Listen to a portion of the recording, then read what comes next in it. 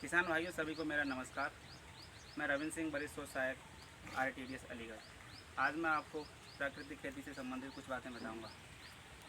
हम पिछले कई वर्षों से रासायनिक और मैकेनाइज्ड फार्मिंग कर रहे हैं और हमने जाने अनजाने में अपनी खेत की मेड़ पर जो पेड़ लगे हुए थे वो भी काटे हैं। तो हमारी ज़मीन में सूक्ष्म जीव होते हैं, वो बायोमास को डिकम्पोज करके ह्यूमस बनाते हैं। तो गर्मी के कारण क्योंकि गर्मी के सीज़न में मई जून में खेत की मेड़ पर पेड़ ना होने की वजह से जब हमारा तापमान 40 डिग्री सेंटीग्रेड से अधिक जाता है तो हमारे माइक्रोब्स, हमारे सूक्ष्म जीवाणु मरने नष्ट होने लगते हैं। तो सबसे बड़ी समस्या है ये कि हमें उनको किस तरह से दोबारा से पुनर्स्थापित किया जाए। और हम लोग क्या करते हैं, रासायनिक खेती में हम खतरनाक रसायनों का प्रयोग करते हैं भूमि शोधन के नाम पर। अब जैसे कि हम दीमक को मारने के लिए क्लोरोपाइरीफास का प्रयोग करते हैं, तो उसकी वजह से केंचुआ मर गया। जब हमारा केंचुआ मर जा रहा है तब किसान मित्रों, हमारे जो सूक्ष्म जीवाणु हैं वो तो बिल्कुल निश्चित तौर पर मरेंगे ही मरेंगे। और इसी का परिणाम है कि हमारे ज़मीन में वर्ष दर वर्ष ह्यूमस की कमी बढ़ती जा रही है। और जब भी हम अपनी ज़मीन में कोई भी बायोमास डालते हैं या हमारा कोई भी फसल अब से छूट जाता है जाने अनजाने में, तो वो सड़ता नहीं है।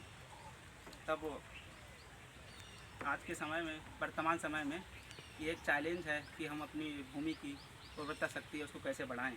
तो प्राकृतिक खेती में एक टॉपिक है जीवामृत, एक लेटेस्ट टेक्निक है, उसके बारे में मैं आपको बताऊंगा। जीवामृत में क्या है कि मतलब जो भी हमारे खेत में जीवाणु नष्ट हो चुके हैं उसको किस तरह से पुनर्स्थापित करना है, उसके बारे में आपको कुछ बताना चाहूँगा कि जीवामृत की विधि क्या है बनाने की। तो सबसे पहले हम एक 200 लीटर का प्लास्टिक का ड्रम लेंगे। आप यहीं रहो, मैं बोलते रहो।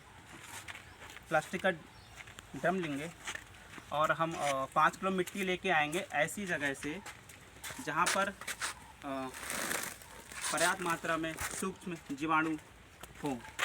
तो हम या तो बरगद के पेड़ से मिट्टी लेके आएंगे और ऐसी जगह से मिट्टी लाएंगे। हम बरगद का पेड़ ऐसी जगह पर होना चाहिए जहाँ पर बायोमास बहुत ज़्यादा हो, वहीं पर चिड़ियाँ बैठती हों, वहीं पर वो बीट करती हों। तो ऐसे बरगद के पेड़ के नीचे से मिट्टी लानी है। तो मैं आपको दिखा रहा हूँ, मैं एक ऐसे ही बरगद के पेड़ के नीचे से मिट्टी लेके आया हूँ। महोदय दिखाएं। तो अब ये 5 किलो मिट्टी है, मैं इस 200 लीटर प्लास्टिक के ड्रम में इसको डाल दूँगा। बोलते रहो, आप बोलते रहो। ठीक है, अब मैंने इस ड्रम में 5 किलो जीवाणु युक्त मिट्टी डाल दी। अब प्रश्न यह आता है कि ये इसमें जो जीवाणु संवर्धन होगा कैसे। तब इसको खाने के लिए भी कुछ भोजन चाहिए ना। तो हम इसमें 5 किलो बेसन डालेंगे और 5 किलो गुड़ डालेंगे। अगर हमारे पास बेसन पर्याप्त मतलब उपलब्ध है तब ठीक है, नहीं तो हम आटा भी इसकी जगह पर यूज़ कर सकते हैं। और महोदय ये गुड़ है, अगर गुड़ है तब ठीक है, नहीं तो हम इसकी जगह पर चीनी का भी उपयोग कर सकते हैं। बेसन में फिर जब ये डाल दीजिए, फिर इसमें, और ये ड्रम है ये मैंने 1 महीने पहले तैयार किया था। तो क्या होगा, हमने ये मतलब इसे खाने के लिए भी डाल दिया है। तो 15-20 दिन बाद इसमें एक ब्लैक ग्रोथ आएगी, काली लेयर।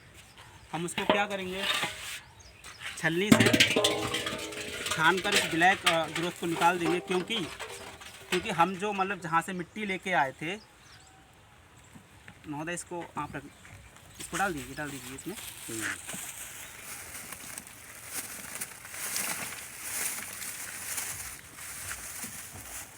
महोदय आप इसे पकड़ें और इसको निकाल के अलग कर दीजिए। अब ये जो काली ग्रोथ है जहाँ से हम मिट्टी लेके आए थे, उसमें हमारे जो सूक्ष्म जीव थे वो कुछ लाभदायक होते हैं और कुछ हानिकारक होते हैं।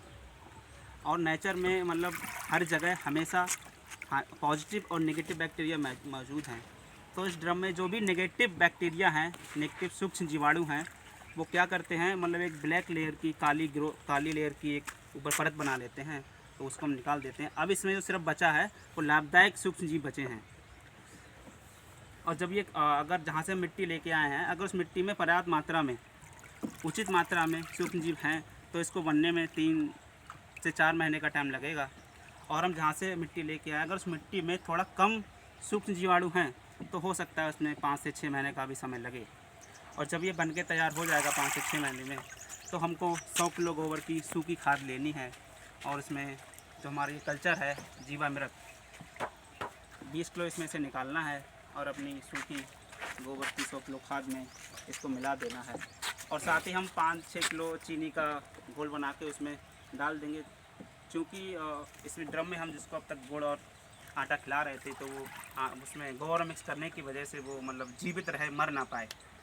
फिर और मैं एक बात आपको बताना चाहूँगा, इस जीवामृत जब ये तरल रूप में है तब हम इसको जीवामृत बोलेंगे, और जैसे ही हमने इसको मतलब गोबर की खाद में मिक्स कर दिया तो हम इसको घन जीवामृत बोलेंगे। तब फिर और 20 किलो घन जीवामृत को 20 किलो जीवामृत को अगर हमने 100 किलो गोबर की खाद में मिक्स कर लिया तो घन जीवामृत हो गया। अब ये घन जीवामृत 1 एकड़ क्षेत्र के लिए पर्याप्त है। तो अगर हम ये घन जीवामृत उसमें डाल देते हैं अपने खेत में, तो इससे जुताई करने में बहुत आसानी होती है।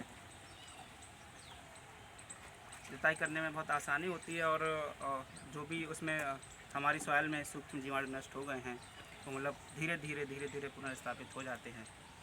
अब हम क्या करेंगे किसान भाइयों, अगर हम गेहूं की फसल ले रहे हैं तो हमें पहली सीज़न में, पहली साल में हमें, अगर हम गेहूं की फसल ले रहे हैं तो हमें उसमें नाइट्रोजन देने की आवश्यकता पड़ेगी, क्योंकि गेहूं की फसल के लिए नाइट्रोजन अधिक मात्रा में चाहिए होता है। और मतलब गेहूं की फसल में क्या होता है, वेजिटेटिव ग्रोथ ज़्यादा होती है, तो उसकी वेजिटेटिव ग्रोथ के लिए नाइट्रोजन हम यूरिया दे सकते हैं।